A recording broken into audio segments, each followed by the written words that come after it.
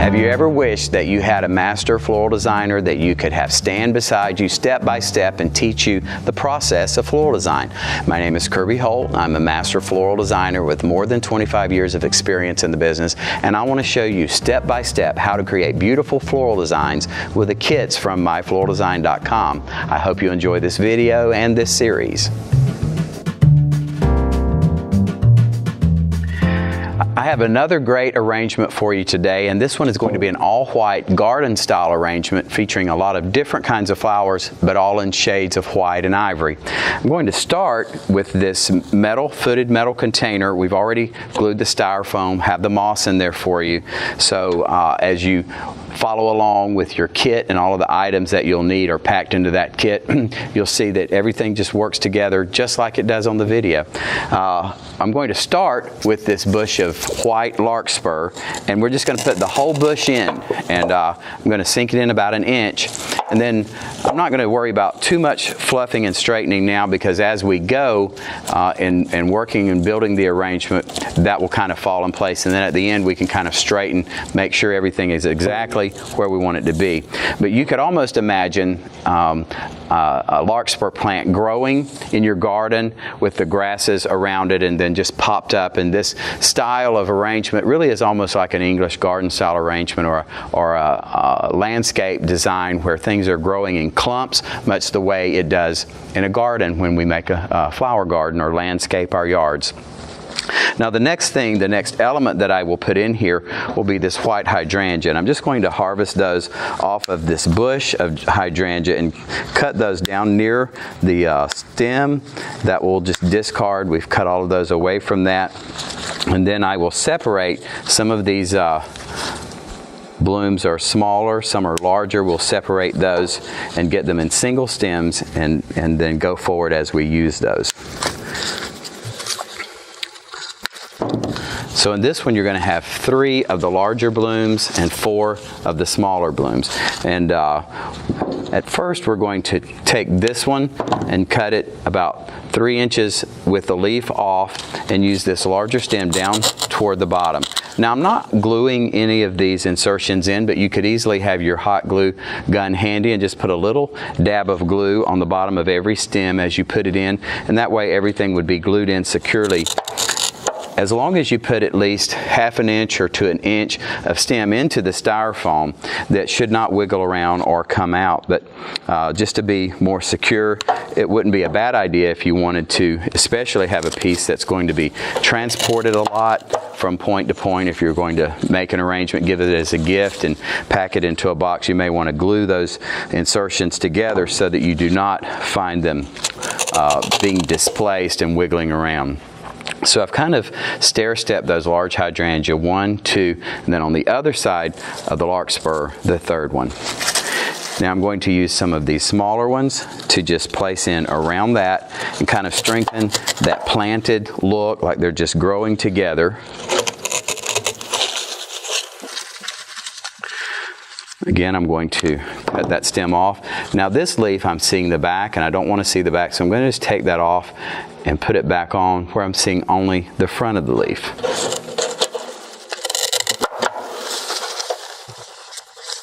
And if it comes off, you can fill that little stem in there and put that leaf back on. Now again, I want to just make sure, check where those leaves are, make sure we're seeing the front and not the back.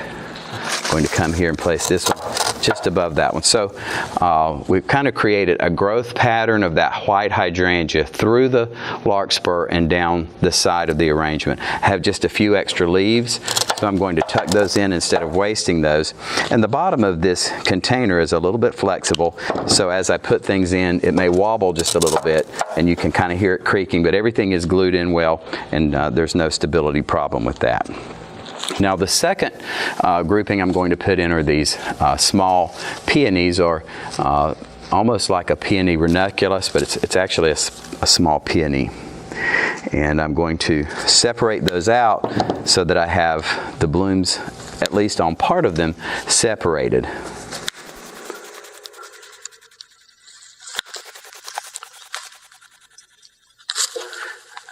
Again, I've harvested those low, and I think we will leave 2 blooms on that base so we can bring those up into that larkspur in the center of the arrangement. You can see, I'll turn that so you can see what I've done, but I've come in right in next to that larkspur and inserted that small peony there. And then I'm going to take the stem where that smaller bloom that's lower is and kind of pull it off to the side so we don't lose that visually, so that it becomes a feature and it's not lost in there. The leaves are wired so we can kind of shape those and put them where we want them to be. Now, I'm going to spin that just a little bit, and where we did that growth pattern of hydrangea on one side, we're going to do something similar to that on the other side with these peonies.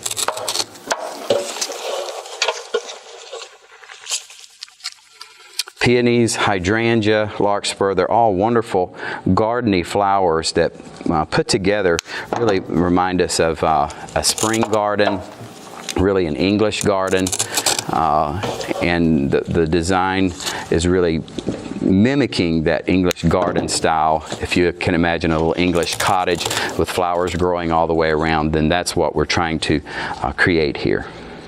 I'm going to cut this one kind of short so that I can bring it and put it in kind of low. And then I'm going to use those foliages. I'll trim that little nub off. We can put those foliages out here as well. And I have a space right in here, and I want to bring that one right into that space, and then maybe bring the other one around right over here. So you can see we've already filled in roughly all the way around the arrangement, and then we're going to just continue filling in with more design elements. Now I have this white lavender, and of course lavender usually is lavender, but with permanent design, we can tweak the colors, and this one, while it's the lavender flower, it's actually an ivory color. I'm going to separate those just a little bit, and I think I'm going to take 2 stems of that off, and then we will put this cluster of lavender, let's see here, maybe right in this space here, next to that one single ranunculus that we have. We'll let that height come up off of the side there, and then we will use these to kind of base it in and bring a little bit of that lavender on down to the edge of the container. Now another thing that we have here are these moss-covered orbs, and I have wood picks already glued into those. I'm going to do that so that the round part is toward the bottom and the pick is at the top, and just insert those, basically one on each side of the arrangement, and they really act to just bring a little bit of texture in.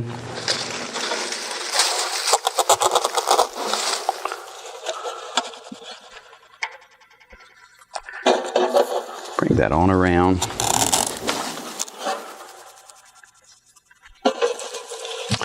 So they're not perfectly equidistant, but they just create a little bit of basing effect. Now, one more element that we have to go in here are some of the branches, and I love to use branches in a design like this because it adds a real feel to it. It makes it look more real, more authentic. So anytime I use branches, I always bend and twist those so we get a more natural look. Especially any manufactured flowers, you want to give them a bend or a twist to make sure that they aren't straight, because nothing in nature is perfectly straight. There's always a little bend or a little twist to it. If you think of a pine tree, even though it looks very, very straight, if you go stand right beside that pine tree, you'll see that it goes up. There's always going to be a little bending and twisting.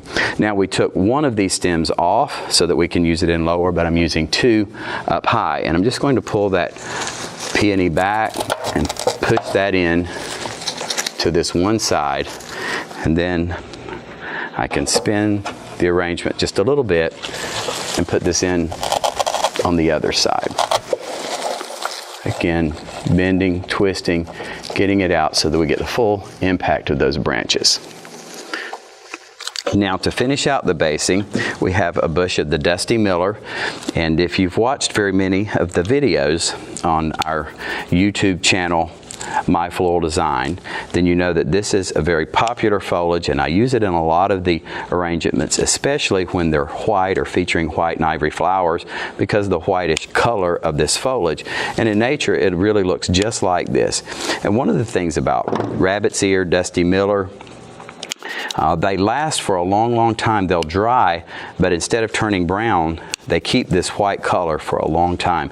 So it's one of those elements you can use even out of nature and get to enjoy it after its life is over and the pliableness of it is gone. It may be brittle, but it'll still keep that color for a long time. And I think that's a great feature about it. So I often will bring these lower leaves and push them up so that we kind of crown out that foliage at the top, because as you put those stems down, you'll see that those leaves, if we used, for instance, this one, those bottom leaves would disappear into the arrangement. By pulling them up to the top, we get the full impact.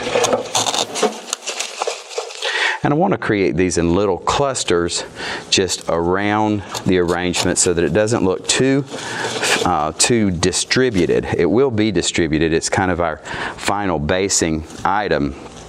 But by putting the orbs and then some of the foliages from the other flowers, we create a more natural look than we would if we had this foliage, the Dusty Miller, all the way around.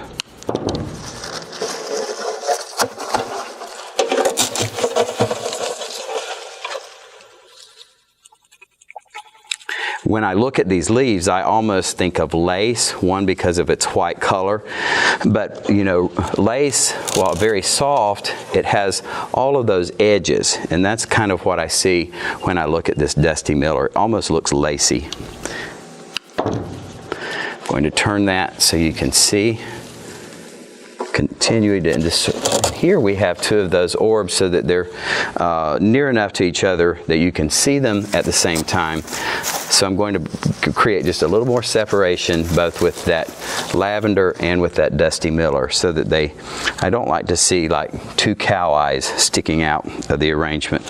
And I want to make sure that I soften and don't get that effect.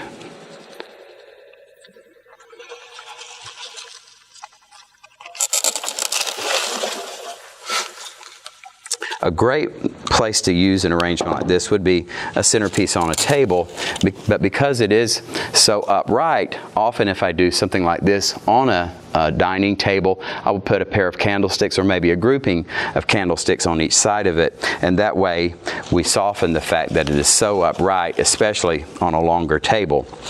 It would also work well on a credenza, on a mantle. It would be great on a fireplace if you had the arrangement on one end and maybe a pair of candlesticks or a lamp or something at the other end. Okay, I'm just going to spin this around so you can see it from every side. Now I have one little space here. I had placed those larkspur blooms in first and said we'd come back and just kind of adjust those as we needed to. So I'm going to just pull that one in just a little bit here. The main thing I'm doing now is just finishing it off, checking the final placements and making sure that it's pretty from every angle that we look at it. Okay? So you can see no matter what angle you're looking at a different kind of flower, an orb, piece of foliage, but when it comes together it creates a really wonderful effect for the eye, for a lot of different applications to decorate your home or your office. I hope you've enjoyed this one. I hope you'll continue to join us on My Floral Design on YouTube and watch these tutorials. Go to our website and order the kits. We really try to make this simple for you to be able to open your box, pull out the products, and follow along step by step in the design process and learn how to do this as we go along. Thank you. Thank you for joining us today. I hope you've enjoyed this presentation. I encourage you to browse the library of arrangements and videos on our website, myfloraldesign.com.